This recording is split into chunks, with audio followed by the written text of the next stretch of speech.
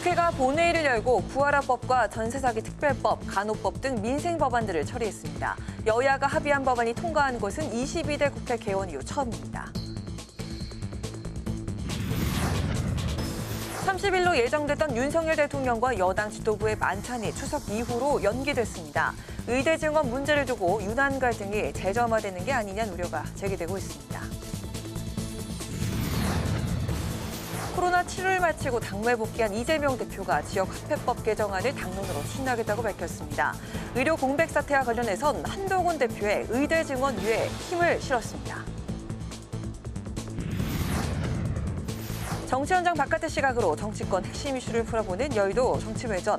윤 대통령과 여당 지도부 만찬이 연기된 배경은 무엇인지, 그리고 교착 상태에 빠진 여야 대표회담 의제 협상이 진전을 보일 수 있을지 분석과 전망을 들어봅니다.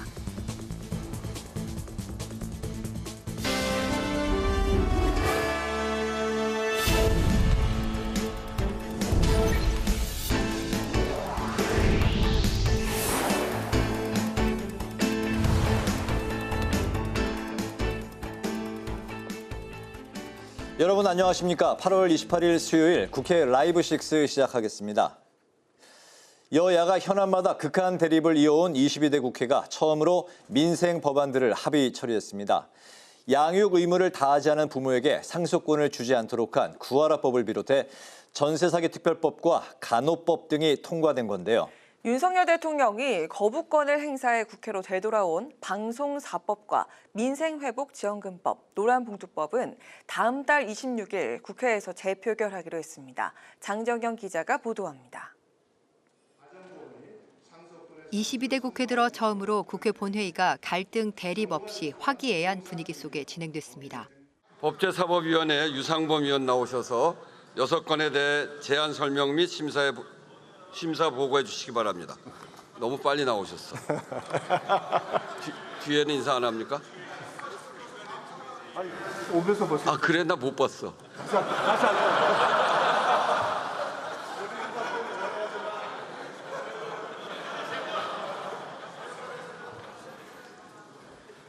타이밍이 참 중요합니다. 그죠? 이렇게 여야가 순조롭게 합의를 이룬 법안은 모두 28건. 이 가운데 구하라법으로 불리는 민법 개정안은 양육 의무를 저버린 부모는 상속권을 갖지 못하도록 지난 2020년 가수 구하라 씨가 사망한 뒤 친오빠의 청원으로 공론화됐습니다. 구하라법의 통과가 평생을 슬프고 아프고 외롭게 살아가는 동생을 위하여 제가 동생에게 해줄 수 있는 어떻게 보면 마지막 선물이라고 생각하고 있습니다. 현행 의료법에서 규정하는 간호에 관한 사항을 독자적인 법률로 제정해 간호 서비스를 향상시키기 위한 간호법 제정안도 여야 합의로 통과됐습니다. 올 초부터 이어진 의정 갈등으로 의료 공백이 심화되면서 의료 인력 확보 차원에서 공감대를 이룬 여야가 어젯밤 막판 합의를 이끌어낸 데 따른 겁니다. 전세사기 피해에서 선보상 후 회수 방식을 주장해온 야당이 경매 차익 지원 방식에 합의하면서 전세사기 특별법도 가결됐습니다. 이에 따라 전세사기 피해자 인정 요건인 보증금 한도가 최대 7억 원까지 확대되고 전세사기 주택을 경매로 낙찰받은 LH는 피해자에게 최장 20년간 공공임대를 제공하거나 경매 차익을 지급할 수 있게 됐습니다. 시급한 민생 법안들은 처리됐지만 아직 의견 조정 중이거나 대립이 불가피한 법안들은 다음 달 26일 국회 본회의에 오를 전망입니다. 여야 원내대표는 다음 달 26일 국회 본회의에서 윤석열 대통령이 거부권을 행사해 국회로 넘어온 방송사법과 노란봉투법, 민생회복지원금법을 재표결하기로 의견을 모았습니다. 이와 관련해 우 의장은 언론 인터뷰를 통해 지난번 여야에 제시했던 방송사법 중재안을 다시 제안하겠다는 뜻을 밝혔습니다. 우 의장은 특히 방송 관련 범국민협의체 구성을 다시 한번 정부와 여야에 제안할 방침이라고 강조했습니다. 국회 방송 장정현입니다. 범죄 피해자 보호법과 도시가스 사업법 등 여야 이견이 적었던 비쟁점 민생 법안들도 본회의를 통과했습니다. 일몰을 앞두고 있었던 공공주택 특별법과 예금자 보호법도 기한 연장안을 담아 처리됐습니다. 이소희 기자가 보도합니다. 291명의 찬성으로 본회의를 통과한 범죄 피해자 보호법. 앞으로 범죄 피해자가 국가 구조금 신청 후 지급받기 전에 사망하면 유족에게 구조금이 지급됩니다. 구조금을 분할로도 받을 수 있고 체류 자격이 있는 외국인도 범죄 피해자 범위에 포함됩니다. 범죄 피해자 구조금의 분할 지급 근거를 마련하고 체류 자격을 가진 대한민국 국민의 배우자인 외국인을 보호 대상에 추가하며 가해자 조사 및 재산, 금융 정보 등의 조회 근거를 마련하는 등의 내용입니다. 도시가스 사업법 개정안도 본회의 문턱을 넘었습니다. 기존에는 기초연금 수급자나 장애인 등 취약계층이 직접 신청해야 요금 감면을 받을 수 있었지만 앞으로는 요금 감면이 원활하게 이뤄지도록 지자체와 가스 도매 사업자가 당사자를 대신해 요금 감면 지원을 신청하도록 했습니다. 소상공인과 중소기업 보호 법안도 나란히 통과됐습니다. 100년 소상공인 등 오랜 기간 사업해온 소상공인이 온누리 상품권 가맹점에 등록할 수 있도록 하는 법안과 기술 자료의 유용 행위로 피해를 본 중소기업이 행위 금지를 청구할 수 있는 법안도 통과됐습니다. 수탁기업이 기술자료 유용 행위로 인해 피해를 입거나 입을 우려가 있는 경우 그 행위의 금지 또는 예방을 법원에 청구할 수 있도록 금지 청구권을 도입하는 것으로 이 밖에도 폐기물을 사용해 시멘트를 제조한 경우 사용된 폐기물의 종류와 구성 성분을 공개하도록 하는 법안, 전통시장 화재에 대비해 상인들의 화재 공제 가입을 유도하기 위해 정부나 지자체가 일부를 지원하는 법안도 통과됐습니다. 일몰 기한이 도래해 현장에 타격이 예상됐던 예금자 보호법과 공공주택 특별법 등도 기한 연장 내용을 담은 개정안이 처리됐습니다. 국회 방송 이소희입니다.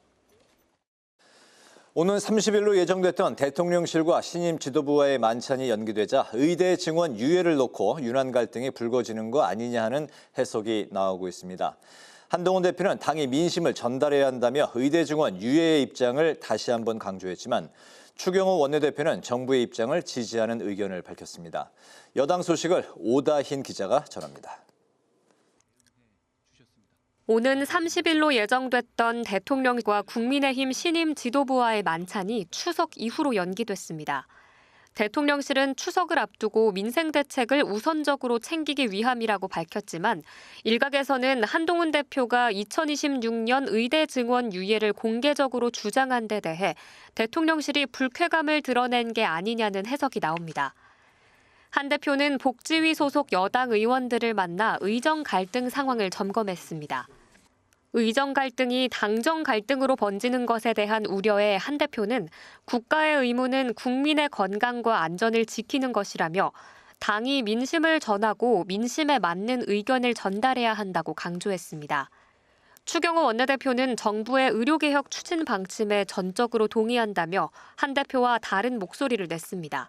의료 개혁은 한치도 흔들림이 없이 추진이 되어야 된다 하는 생각이고 증원과 관련해서 현재 뚜렷한 합의를 보지 못하고 있는데 앞으로 정부도 계속 의료계와 대화를 진행 중이고 여기에 관해서 접점이 있기를 바랍니다. 또 한 대표와 유예안에 대해 사전에 논의한 적이 없다며 이야기를 듣고 상황을 파악해 나가겠다고 했습니다. 한편 추 원내대표는 오는 2일 시작되는 9월 정기국회가 민생국회, 개혁국회가 돼야 한다고 강조했습니다. 9월에는 특히 연금개혁 특위를 빨리 만들어서 연금개혁도 가능하면은 이번 정기국회 때 상당 부분 마무리할 수 있도록 그렇게 속도를 내야 되겠다. 또 오늘 본회의를 통과한 민생 법안 외에도 금추세 폐지를 비롯해 일가정 양육 등 여전히 처리해야 할 민생 개혁 법안들이 많다며 9월 정기국회 처리를 위해 노력하겠다고 다짐했습니다. 국회방송 오다인입니다.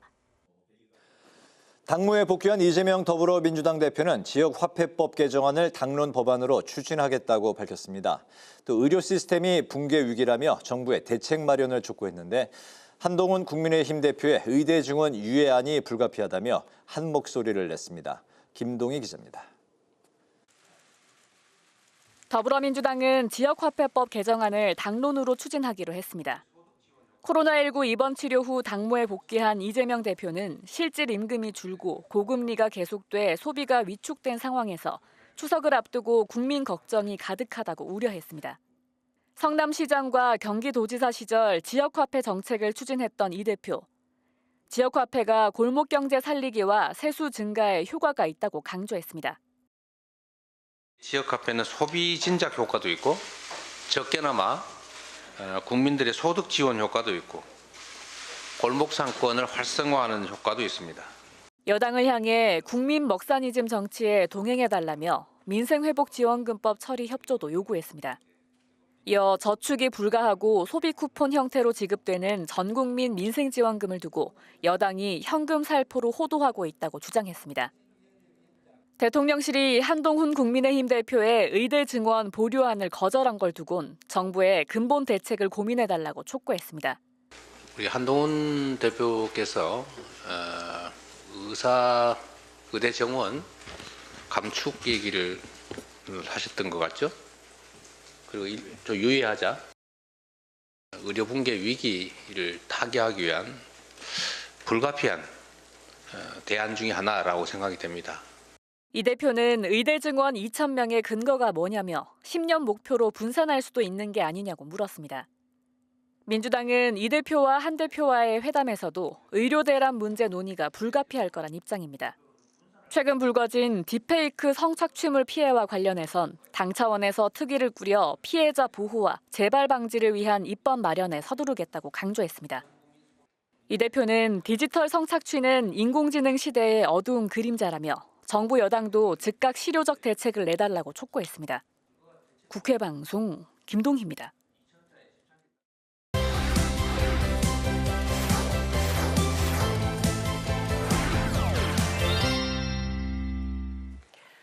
이슈픽 서한한 개공 기자와 함께 어제 발표된 내년 정부 예산안 이야기부터 나눠보도록 하겠습니다. 서한한 기자 안녕하세요. 네, 안녕하십니까? 네, 윤석열 정부가 내년 정부 예산안을 공개를 했습니다. 올해보다 3.2% 늘어난 677조 원 규모인데 계속 긴축 관리 모드라고 보면 되겠죠? 네, 그렇습니다. 이 올해보다 3.2% 증가를 하지만 이 증가되는 게 사실상 의무 지출목이 대부분이기 때문에 증가율은 낮다 이렇게 볼 수도 있을 것 같습니다. 일단 정부가 내년도에 이 경상 성장률을 4.5%로 내다봤는데 이에 미치지 못하는 3.2%이기 때문에 긴축 재정이기도 합니다.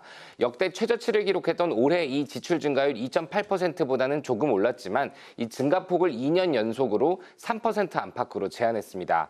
특히 이 총 지출 증가율 3.2%가 그대로 통과가 되면 이 총 지출 개념이 도입된 2005년 이후로 역대 정부 가운데 임기 첫 3년간 가장 낮은 증가율을 기록하게 됩니다. 3.2%의 대부분은 이 기초생활수급자에 대한 생계급여나 이 공무원 인건비 등 이 법적으로 지급해야 하는 의무 지출이 대부분입니다. 이 최상목 부총리 겸 이 기획재정부 장관은 어제 브리핑에서 지출 증가율 숫자보다는 내용적으로 경제 활력에 기여하는 예산이라고 평가를 하면서 이 코로나19 대유행 대응 과정에서 악화됐던 재정의 지속 가능성을 정상화하는 과정이라며 문재인 정부 당시에 이 과도했던 재정 지출을 지적하기도 했습니다. 네, 하지만 민주당에선 비판이 나오고 있습니다. 특히 그 예산안이라고 부르는 것은 국회 통과를 해야 하기 때문인데 올해 국회 흐름을 보면 정부안대로 통과하기는 쉽지 않아 보이거든요. 네, 잘 짚어주신 것 같습니다. 네. 다음 달 1일 일단 이 정부가 편성한 예산안이 국회로 넘어오게 됩니다. 하지만 이 민주당 지난해처럼 올해도 예산안 심의를 벼르고 있습니다. 특히 민주당은 정부의 내년도 예산안이 부자 감세, 민생 외면이라고 지적을 하고 있습니다. 가장 먼저 문제 삼는 부분은 세수 지점입니다. 예산안의 총 수입을 652조 원으로 잡았는데 금투세 폐지, 또 상속세 최고세율 인하, 과세 표준 구간 조정 등 이른바 부자 감세를 염두에 두고 계획했기 때문입니다. 민주당은 이 입장문에서 정부는 지난해 56조 원, 올해는 20조 원 이상의 세수 결손이 예상되는 실정임에도 내년 예산안마저 이 부자 감세로 세입 기반을 훼손하고 있다라고 비판을 했습니다. 또 세부적으로는요, 이재명 대표의 간판 정책인 이 지역화폐, 지역사랑 상품권 발행 예산이 한 푼도 담기지 않은 데 대해서 불편한 기색을 감추지 못하고 있습니다. 올해 이 당초 정부 예산안에 없었던 지역화폐 예산이 지난해 이 국회 심의 과정에서 3천억 원 편성됐던 것처럼 내년에도 이 야당 주도로 관련 예산이 배정될 가능성이 거론되는 지점입니다. 때문에 이 12월 2일이라는 법정 시한까지 과연 국회 본회의에서 이 세법 개정안과 예산안이 통과될 가능성이 있냐라고 봤을 때 낮다라는 전망이 나오는 이유입니다. 일각에서는 여야의 이 새 대표 취임 후 이 정권 주도권 삿바 싸움 속에서 예산안의 최장 지각 처리를 기록했던 지난 2022년의 기록을 새로 쓸 수 있지 않겠냐라는 부정적인 전망도 나오고 있습니다. 네, 그렇군요. 또 오늘 오전 그 속보로 전해졌던 뉴스도 다뤄보도록 하겠습니다. 대통령실이 국민의힘 지도부와의 만찬을 추석 이후로 연기한다고 밝혔습니다. 한동훈 대표가 의대 정원 등 의정 갈등을 놓고 다른 목소리를 내는 것에 대한 대응이라는 평이 좀 나오고 있는데 어떻게 보셨습니까? 네, 일단 오늘 오전에 한 매체 보도로 나왔는데 대통령실이 30일로 예정됐던 윤석열 대통령과 한동훈 대표 등 이 국민의힘 지도부와의 만찬 회동을 다음 달 추석 연휴 이후로 약 한 달여가량 연기한다는 소식이 오늘 오전 전해졌죠. 대통령실은 한 대표 체제 이 당직 인선이 완료된 만큼 당정 화합을 위해서 초청 만찬을 진행할 예정이었습니다. 네. 그리고 지난달 24일 날 만찬을 했었으니까 이 당선 직후 이어진 두 번째 만찬인데 네. 이 대통령실은 추석을 앞두고 당정이 모여서 밥을 먹는 모습을 보이기보다 민생 대책을 고민하는 게 우선이라고 판단해서 연기 이유를 밝혔습니다. 또 당정 갈등은 아니다라고 설명을 했지만 여권에서는 이번에 대통령실 만찬 연기를 두고 한 대표가 지난 27일 자신의 페이스북에 2026년 의대 정원 증원 유예를 공개적으로 주장하자 대통령실이 불쾌감을 표출한 것이다. 이런 네. 해석이 나옵니다. 한동훈 대표는 2025년에는 이 입시 요강으로 발표된 증원을 시행하되 2026년은 7,500명을 한 학년에서 교육해야 하는 무리한 상황을 감안해서 증원을 1년간 유예하자라고 제안을 한 바 있는데 사실 이 같은 내용은 25일 이 고위당정 회의 때 먼저 제안이 됐지만 정부는 노라는 사인을 분명하게 했습니다. 이 정책에서 한 목소리를 내야 되는데 근데 한동훈 대표가 이를 공개적으로 또 SNS에 사전 논의와 조율 없이 의견을 밝힌 것에 대해서 대통령실이 불쾌했다는 겁니다. 네, 알겠습니다. 자, 그런데 여기서 흥미로운 건 이재명 민주당 대표는 오늘 그 한동훈 대표의 의대 정원 증원 유예를 선택을 할 수 있는 옵션으로 꼽았다는 그런 점인데요. 어떻습니까? 네, 그렇습니다. 앞선 리포트에서도 보셨는데 일단 한 대표와 이 대표는 회담에서 이 의정 갈등 문제를 논의하자는 얘기가 오고 가고 있었습니다. 일단 의제로 올라갈 가능성이 있는 상황에서 한 대표가 의대 정원 증원하는 것을 1년 유예하자라고 양보안을 제시한 모델인 상황이죠. 분명한 건 대통령실에서 이를 거부했다는 겁니다. 원래 정부 계획대로 가야 되는데 이 당과 정의 목소리가 다른 상황에서 이재명 민주당 대표는 오늘 현 상황에서 의료 공백 위기를 타개하기 위한 불가피한 대안 중 하나라면서 2,000명 증원의 근거가 뭐냐, 대책은 얼마든지 있을 수 있다며 한 대표의 제안에 힘을 보탰습니다. 또 5년 안에 10,000명으로 늘리겠다고 할 게 아니라 10년간 목표로 분산할 수도 있지 않냐며 유예 후에 새로운 대안을 찾아보자고도 제안을 했습니다.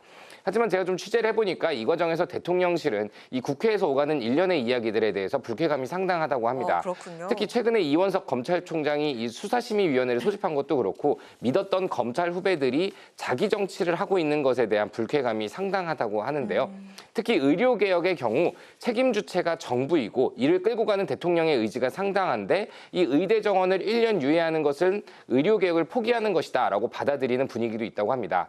일단 이재명 대표도 한동훈 대표도 최근에 이 민생 이슈를 통해서 중도층 잡기를 시도하고 있기 때문에 또 의료대라는 정말 유권자들이 피부로 느끼는 민생 이슈이지 않습니까? 네. 때문에 이 한동훈 대표와 이재명 대표의 하나된 목소리가 과연 정부의 완강한 입장을 바꿀 수 있을지 혹 네. 이를 통해서 한동훈 대표와 윤석열 대통령의 관계가 더 흔들리게 될지는 지켜봐야 될 것 같습니다. 네, 일련의 이 상황에 대해서 대통령실이 불쾌감을 표출한 것이다라는 해석이 좀 지배적인 상황인 걸로 이해하겠습니다.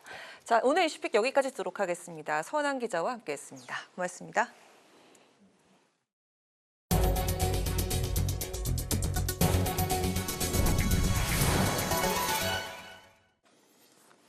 결산과 내년도 예산안 심사를 앞두고 22대 국회 첫 예산결산특별위원회 전체 회의가 열렸습니다.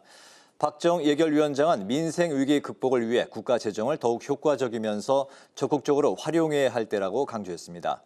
예결위는 다음 달 2일과 3일 이틀 동안 한덕수 국무총리를 비롯한 국무위원들을 상대로 결산 심사를 위한 종합 정책 질의를 진행할 예정입니다.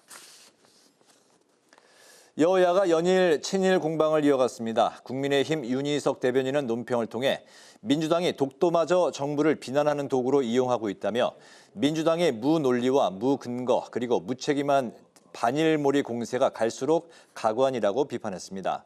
민주당 한민수 대변인은 역사 기관이 친일 인사들로 채워지고 영토 주권의 상징인 독도가 지워지는 것이 대한민국의 현실이라며 윤석열 정권의 친일 본색이 드러났다고 주장했습니다. 전 세계 장애인 스포츠 선수들의 축제인 파리 패럴림픽이 오늘 개막하는 가운데 여야가 대한민국 선수단의 도전을 한 목소리로 응원했습니다. 국민의힘은 선수단이 갈고 닦은 기량과 열정에 위대한 도전과 승리의 빛으로 이어지길 국민과 함께 응원한다고 밝혔습니다. 더불어민주당은 스스로의 한계를 뛰어넘기 위한 선수들의 도전에 경의를 표한다며 우리 선수단이 갈고 닦은 기량을 마음껏 펼치기를 기원했습니다. 우원식 국회의장이 친일 뉴라이트 논란이 불거진 김영석 독립기념관장에 대해 상식과 안 맞는다고 비판했습니다. 우 의장은 오늘 라디오 인터뷰를 통해 김영석 독립기념관장이 1945년 8월 15일 광복을 인정하느냐에 대한 질문에 답변을 거부한 것은 납득할 수 없다고 비판했습니다. 한편 우 의장은 나상우 원불교 교정원장을 예방하고 기후위기와 지방소멸, 저출생 문제 등 우리 사회 미래 의제에 대한 불교계의 관심과 역할을 당부했습니다.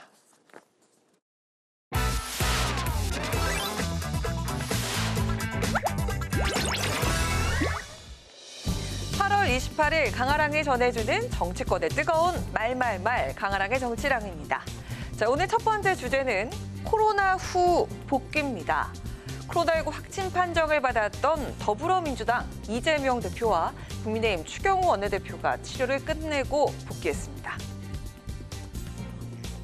우리 국민 여러분께서 코로나 확산으로 많이 어려우실 텐데 저도 잠시 병원에서 좀 쉬었습니다. 민생 경제도 그렇고 세상 사는 게 어려운 것 같습니다.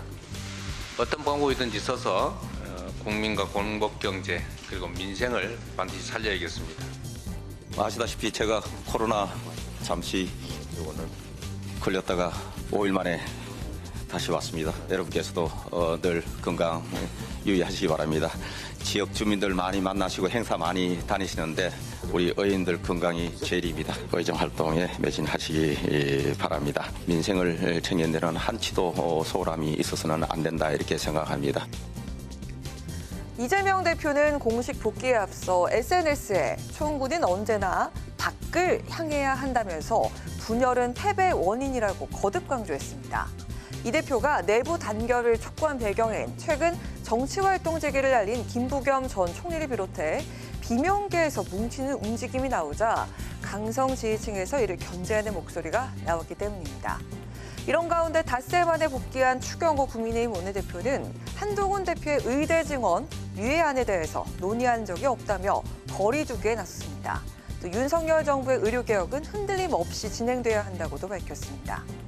이 같은 발언은 현재 의정 갈등 대응 방안을 두고 대립하고 있는 대통령실과 한동훈 지도부 사이에서 정부의 힘을 실어준 것이란 해석이 나오고 있습니다. 자, 이로 인해 의정 갈등이 당정 갈등으로 번지는 게 아니냐는 우려도 나오고 있는 상황입니다. 코로나19 격리와 치료를 마치고 복귀한 두 사람, 당내 갈등과 당정 갈등에 대한 메시지를 던지면서 그 시작을 알렸는데요. 미묘한 파열음이 들리는 각 당의 갈등은 당분간 계속될 것으로 보입니다. 자, 이어서 오늘 두 번째 주제는 딥페이크, 칼 빼든 정치권입니다. 최근 딥페이크로 불리는 디지털 성범죄 우려가 커지고 있습니다.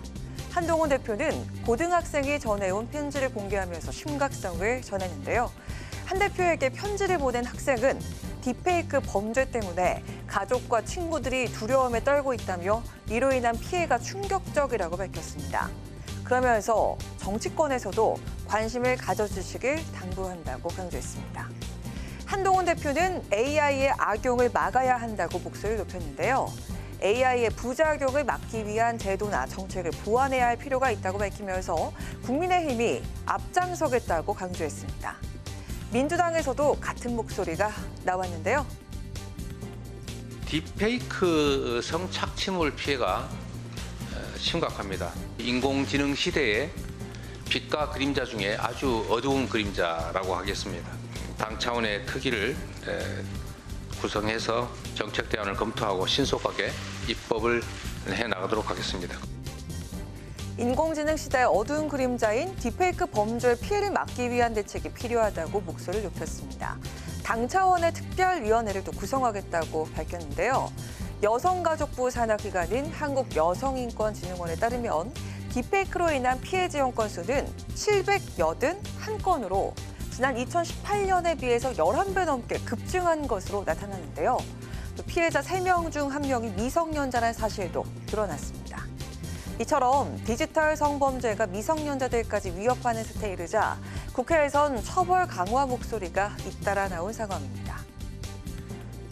피해자들이 빠르고 효과적으로 도움을 받을 수 있도록 하는 것이 중요합니다. 전문 상담 센터를 운영하고 피해자들이 즉각적인 법적, 심리적 지원을 받을 수 있도록 디지털 성범죄 피해자 지원센터의 운영을 활성화하겠습니다.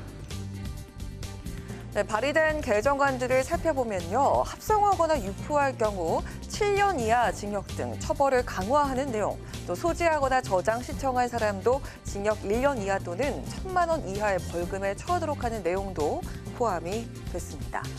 일각에선 범죄를 예방하기 위해선 보다 현실적이고 기술적인 대안을 찾아야 한다는 목소리도 나왔는데요. 기술적으로 이걸 어떻게 막을 수 있을까요? 대통령께서 관심 가지는 사안이다 보니까 어떻게라도 방법을 만들기 위해서 우리가 반농담으로 학교 폭력을 없애는 가장 확실한 방법은 학교를 없애는 것이다. 뭐 이런 식의 대책이 나오면 안 되거든요.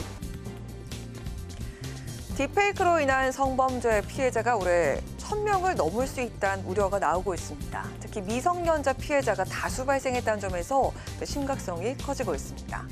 실질적이고 효과적인 대책 마련이 그 어느 때보다 시급한 상황입니다. 지금까지 강아랑의 정치랑이었습니다.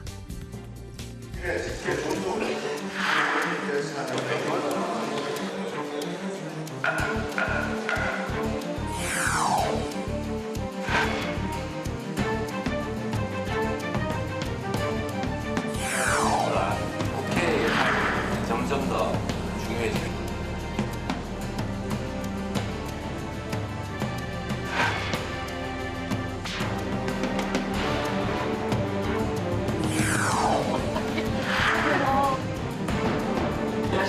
제가 필요한 시간입니다.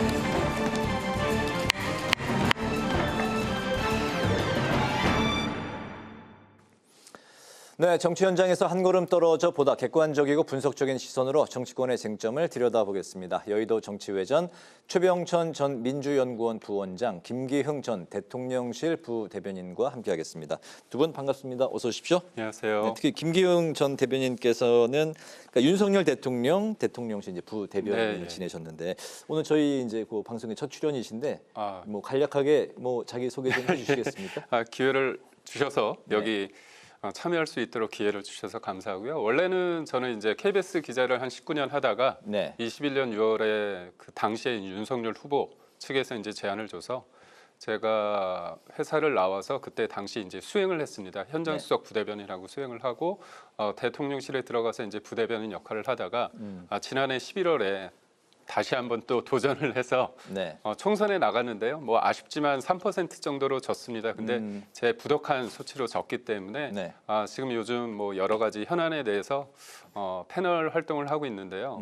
무엇보다도 이제 현안에 대해서 팔로우를 하지만 제가 대통령실에 있었기 때문에 그런 부분에 대해서 제 어떤 경험을 조금 살려서 또 제대로 전달하는 데 있어서 좀 도움이 되지 않을까 싶어서 이 자리에 또 나오게 됐습니다. 당협위원장으로 네, 그리고 제가 거죠? 인천 연수을의 당협위원장입니다. 네, 대통령실의 이제 부대변인을 지내셨으니까 대통령 생각을 누구보다 잘 알고 계실 거라 생각이 들고 오늘 이제 그런 관점에서 여러 좋은 말씀, 귀한 말씀 부탁을 드리겠습니다. 두 분 그 전에도 다른 방송에서도 뭐 패널로 만나셨다고 들었는데요. 만났었습니다. 네, 오늘도 두 분의 좋은 합 기대를 하겠습니다.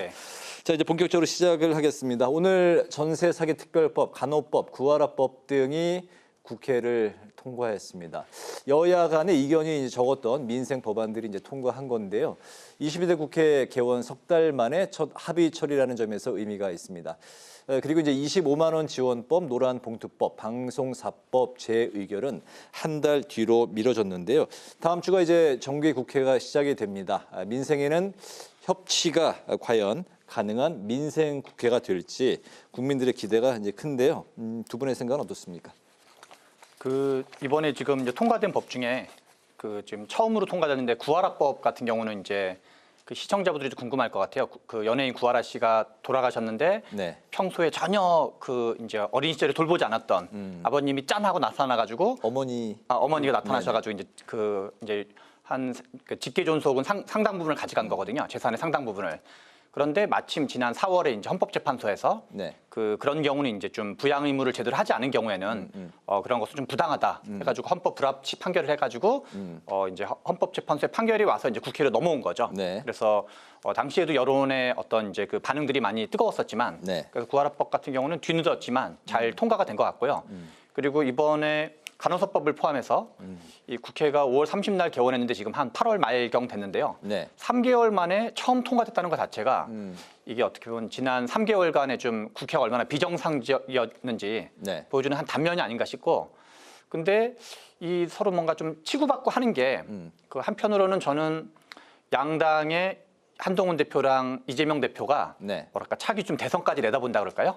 그래서 지난 3개월이랑은 좀 다를 가능성이 있지 않을까, 이런 기대 반 약간 이제 그 전망 반 그런 생각을 좀 가지고 있습니다. 네, 알겠습니다. 자, 이제 다음 주에 뭐 그 국회에 이제 뭐 꽃이라고 불리는 정기국회가 이제 시작을 합니다. 앞두고 이제 일주일 전에 민생 법안들에 대해서 몇 개 이제 합의가 됐습니다. 내일 이제 보건의료노조 파업이 이제 예고가 됐던 상황에서 이제 간호법도 이제 여야 합의로 이제 통과가 됐는데 22대 국회 정기 국회 좀 어떤 분위기로 흘러갈까요? 출발은 되게 험난했는데 저는 이제 위원장님 그 우리 소장님 말씀처럼 이재명 대표나 한동훈 대표 입장에서는 차기 대권 주자이기 때문에 뭔가 결과를 이뤄낸다는 좀 강박관념이 있을 겁니다. 그러니까 결국은 이제까지 이견을 보였던 게 또 풀리다 보면 하루 만에 또 물론 하루만은 아니지만 결단을 하다 보니까 한 28개인가요? 그런 법안들이 또 통과가 됐거든요. 그러니까 이 어떤 협상을 할 때 가장 기본적인 거는 쉬운 것부터 하고 쟁점이 좀 덜한 것부터 하고 어려운 난제는 뒤로 빼면 됩니다. 근데 이제까지의 상황을 봤을 때 뭔가 좀 정무적인 거, 정책적인 것보다는 정무적인 것들이 좀 앞에 내세웠던 것들이 있거든요. 그러니까 해병대 특검 관련해서는 여튼 여당 입장에서는 대통령을 꼭 타겟팅하기 위해서 정치적인 어떤 그런 목적이 다분하다고 했기 때문에 접점을 좀 이루기 힘들었고 25만 원 관련해서도 이재명 대표의 어떤 기본소득, 기본사회를 위한 하나의 어떤 대선 공약을 꼭 관철시키고자 한다는 그런 것도 없지 않아 있기 때문에 그런 것들을 좀 뒤로 빼니까 그게 실제로 된 면도 있고요. 또 하나는 국민들이 그 바보들의 행진이라고 하지 않습니까? 계속 이렇게 무한 반복되는 거에 대해 피로감이 컸고 무엇보다도 현실적으로 어려움들이 이제 직면했다는 거죠. 그러니까 의료 어떤 개혁을 통해서 의정 갈등이 심화되는데 굉장히 지금 응급실 대란 그런 응급실 뺑뺑이 그런 부분에 대해서 위기감이 있는데 여기에 전국 보건 의료 노조까지 한다고 하니까 굉장히 어려웠는데 이런 부분에 있어서 저는 간호법이라는 게 굉장히 의미가 있습니다. 그러니까 피해 간호사들이 의사가 없는 전문의가 빠진 그런 공백을 했거든요. 그렇다면 그분들이 실제로 업무가 어디까지 돼 있고 그 업무에 대한 책임 소재를 분명하게 다룰 수 있는 법안이 있을 때 이분들이 일을 할 수 있는 거 아닙니까? 그런 관점에 있어서 어려운 문제에 대해서 어떤 해결을 했다는 측면에서 굉장히 긍정적인데요. 다만 이제 저는 하나 좀 염려가 되는 게 9월까지는 전 나쁘지 않다고 봅니다. 근데 문제는 10월, 11월 됐을 때 이재명 대표의 사법 리스크가 도래했을 때 이때 야당이 지금처럼 민생보다 어떻게 보면 이재명 대표의 방탄을 위해서 굉장히 선정적으로 하거나 아니면 친일 프레임이 강화되고 있지 않습니까? 이런 것들이 조금 이념적인 논란으로 좀 증폭되는 면이 없지 않을까 하는 어떤 우려도 있습니다. 알겠습니다. 30일로 예정이 됐던 윤석열 대통령과 여당 지도부 간의 만찬이 이제 연기가 됐습니다. 의대 증원을 둘러싼 윤한 갈등이 또다시 재현되는 게 아니냐 이런 해석이 우세한 상황인데 한동훈 대표는 이에 대해서 이제 증원을 1년간 유예하자 뭐 이런 입장을 제안한 것이고 그리고 만찬 연기에 대해서는 들은 바가 없다. 오후에 이렇게 이제 기자에게 이제 대답을 했는데요. 의대 증원 유예와 대안에 대해서 대통령실이 거절 입장을 비췄습니다. 윤한 대립. 대통령실에 계셨으니까 이 부분 어떻게 보십니까? 좀 현실이 조금 힘들다 그런 부분에 대해서는 저는 인정을 합니다. 다만 이제 저도 이제 대통령실에 근무를 했기 때문에 이게 개혁이란 거는 굉장히 어렵습니다. 우리가 선동은 쉽고 민주주의는 어렵다고 하는데 민주주의 어려운 것보다 더 어려운 게 개혁입니다. 그러니까 지금의 의료 개혁에 있어서 지금 보면 그러니까 의학 분업이 있을 때 그 이후에 의료계의 어떤 목소리가 컸습니다. 왜냐하면 그 조제권에 대해서 약사한테 줬기 때문에 그래서 김대중 정부에서 그 정원을 좀 줄여줬습니다. 10% 줄여서 지금 3,000명 정도 된데 이게 그 이후에 한 번도 증원이 안 됐습니다. 우리가 누구나 다 알지 않습니까? 의사 만나기 힘들고 우리가 의료 서비스에서 그분들이 아무리 헌신한다고 해도 너무 짧게 이렇게 몇 마디 하고 나서 나오게 되는 그런 상황이 있지 않습니까? 그런 관점에서 볼 때 필요하다는 생각이 있었는데 이명박 정부 때도 그렇고요. 그다음에 문재인 정부 때도 400명 늘린다고 했고 공공의대 신설했는데 다 안 됐습니다. 집단 행동 때문에. 그 과정에서도 사람들의 어떤 이 어려움이 있었습니다. 그러니까 제가 이런 현실적인 어려움을 도외시한다는 게 아니라 이런 어려움은 대통령실이나 정부가 관리를 해가면서 이 부분에서 갑자기 25년도는 1,500명 늘렸는데 26년도에는 올리지 않고 그냥 원래대로 한다고 했을 때 그러면 총 26년도에 지방선거 있고요. 27년도에 대선이 있고 28년도에 총선이 있습니다.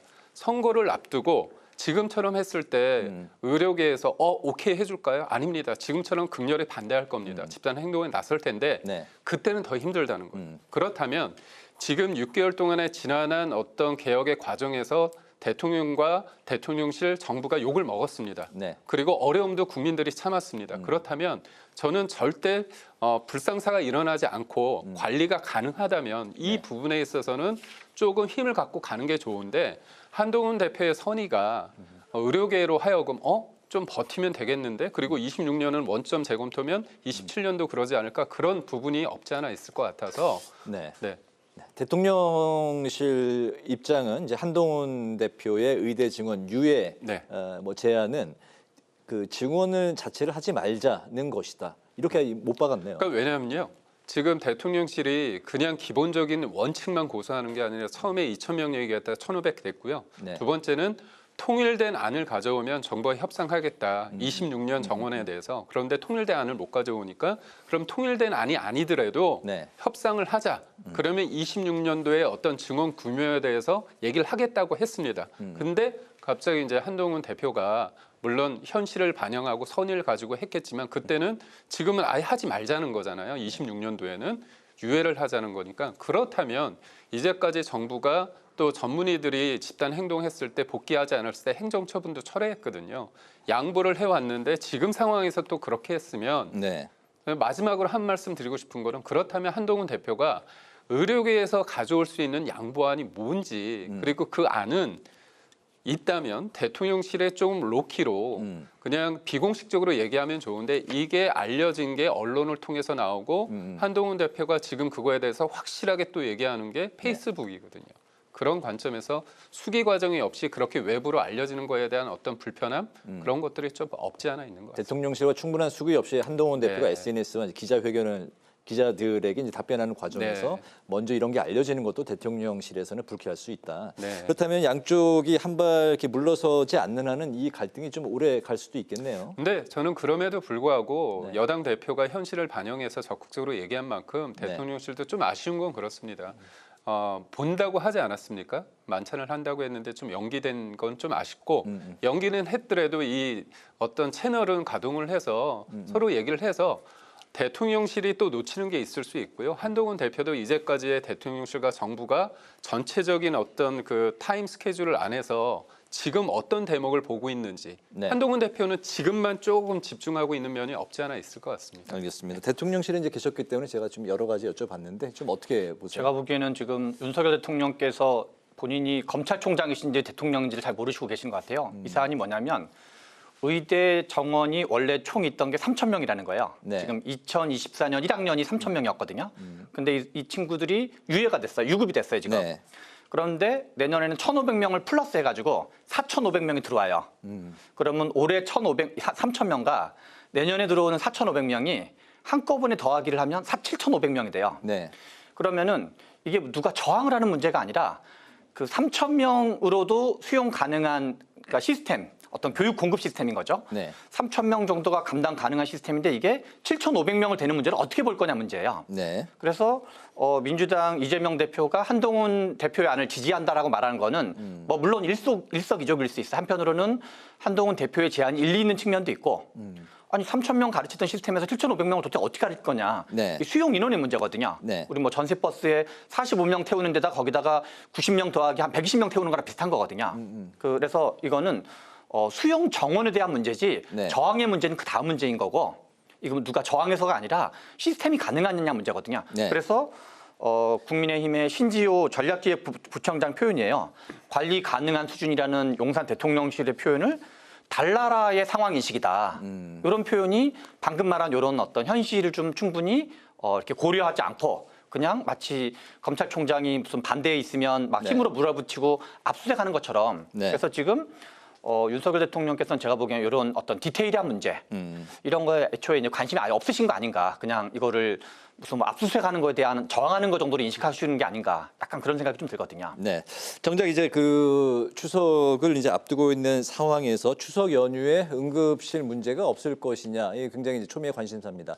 대통령실에서는 추석 연휴에 응급실 대란이 없을 것이다 이런 그 입장인데 실제 응급실을 찾았던 사람들 입장에서는 진료 의사가 없는 상황이고 네. 뭐 진료 시간도 뭐 밤새서 새벽까지 할 수 있는 게 아니고 밤 10시 이렇게 맞닥뜨린 굉장히 그 당혹스러운 상황을 이야기가 많이 나오고 있습니다.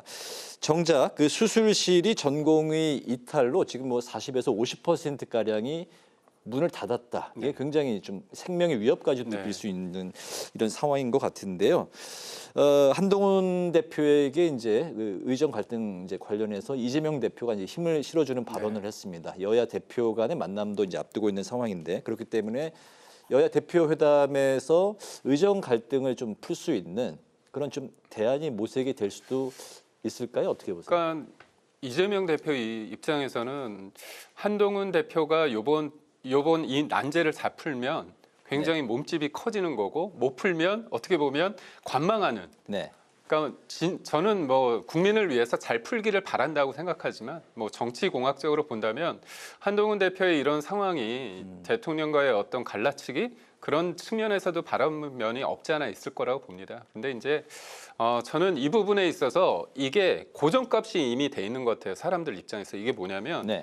전공의는 절대 변하지 않는데 대통령실과 정부는 변해야 되느냐 이 부분에 대해서 왜냐하면 이분들이 6개월 동안 나갔잖아요. 근데 이 전공의들이 나간 부분에 대해서 문제는 있는 겁니다. 왜냐하면 이분들이 본인의 밥그릇이라고 딱 단순하게 치환해서 얘기하는 것도 문제가 있지만 네. 그래도 이분들이 국민들의 대다수는 의사가 부족하다는 걸 느끼고 있고요. 의사 수를 늘렸을 때 그 의사가 필수 의료 쪽이 아니라 소위 말해서 돈이 잘 되는 피부과 쪽으로 가는 부분, 이 필수 의료와 지역 의료에 대해서 수가를 높이고 이런 강화해야 된다는 전반적인 흐름에 대해서는 동의하는 면이 있습니다. 네. 그렇다면 이분들도 본인들이 바뀔 수 있고 이 논의에 참여할 수 있다는 어떤 진정성이나 어떤 그런 것들을 좀 보여줘야 돼요. 근데 이제까지는 무조건 다 백지화라는 거죠. 한 명도 늘릴 수 없다는 거죠. 네. 근데 한 명도 늘릴 수 없고 심지어 줄여야 된다는 주장도 하시거든요.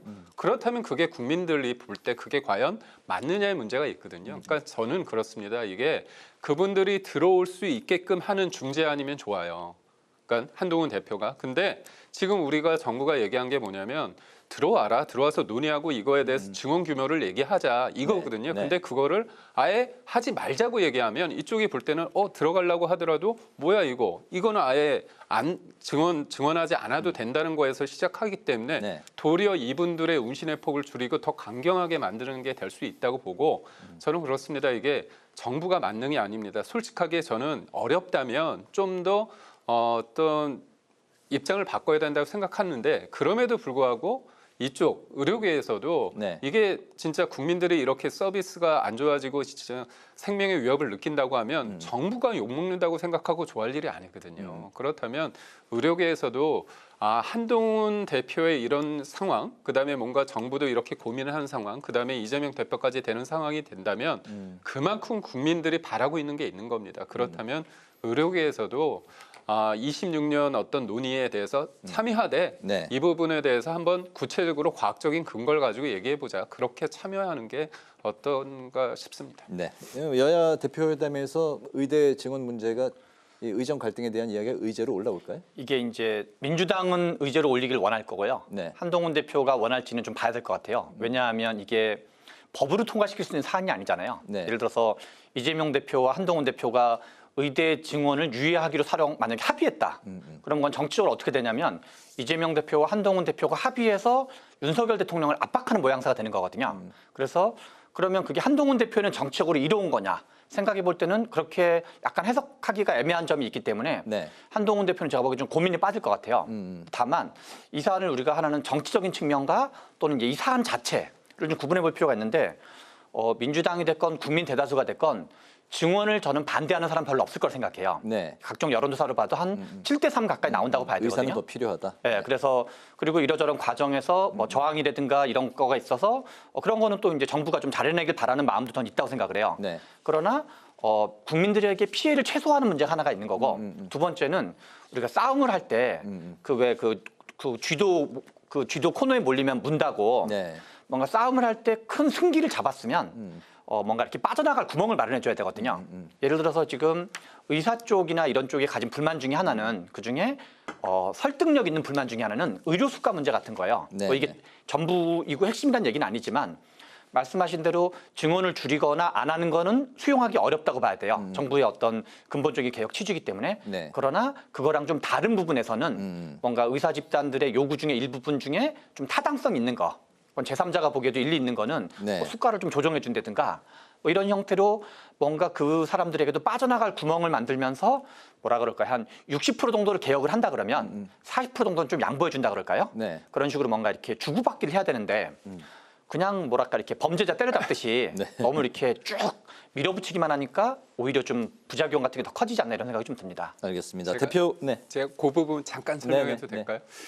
내년도 예산 관련해서 어제 정부가 발표했는데 그 중에서 이제 발표한 내용 중에서요, 그 의료 앞으로 의대 교수하고 교육시설 확충, 그다음에 전공의 관련해서 수련, 그다음에 지역 필수 의료 전문, 여기에서는 이제 전문의죠. 지원하는 거 있어서 예전에는 이제 8천억 정도를 했는데 내년에는 2억 하고요. 5년 동안 해서 10억. 이게 이제 재정이고 건보 재정에 또 10억 해서 10억이 아니라 10조에서 20조 원을 하는 부분이 있거든요. 그리고 또 하나가 뭐냐면 말씀하신 것처럼 의료계에서 되게 부담스러워하는 게 뭐냐면 선의를 가지고 응급실에서 치료하고 수술을 했는데 거기 문제가 됐을 때 법적으로 어떤 면책되는 그런 부분에 대해서 요구하는데 이 부분도 하고 있고요.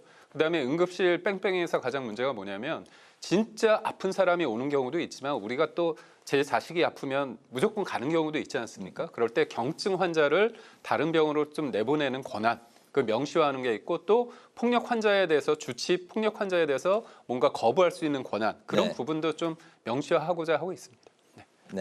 여야 대표 회담이 이제 연기가 된 상황에서 언제 열릴지도 이제 관심사인데요. 그 민주당이 특검법, 해병대원 특검법을 이제 재추진하겠다. 이게 이제 뭐 좀 실무 회담에 좀 걸림돌이 되고 있는 것 같습니다. 양측의 좀 계산이 어떤지 뭐 이 부분을 좀 짧게 들어볼까요? 지금 민주당 입장에서는 약간 뭐랄까 좀 유리한 상태에서 협상을 하고 있는 걸로 보여지는 것 같아요. 그래서 계속 약간 의제를 좀 주도한다든가 싫으면 말고 약간 이런 뉘앙스라 그럴까요? 그래서 아마 한동훈 대표 입장에서는 뭔가 좀 뭐랄까 그동안 정책적 성과 이런 걸 좀 얘기하고 싶긴 하지만 실제로 성사될지 여부도 생각이 좀 가봐야지 알 수 있을 것 같다.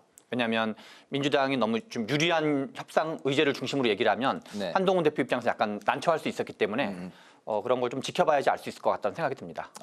여당 쪽의 상황이 지금 녹록지 않기 때문에 오히려 왜냐하면 이제 의대 증원 유예 문제도 그렇고 최혜병 특검 문제도 그렇고 민주당한테는 약간 꽃놀이팀 비슷한 걸 수 있지만 국민의힘 입장에서 꼭 그렇지 않을 수 있거든요. 시기상으로 좀 불리한 점이 있기 때문에 여야 회담이 쉽지는 않을 것 같다. 저는 여야 회담 무조건 이루어지고요. 추석 전에 이루어지는데 이 여야 대표 회담을 걷어차는 쪽이 이제 패자가 되거든요. 루저가 되기 때문에 무조건 합니다.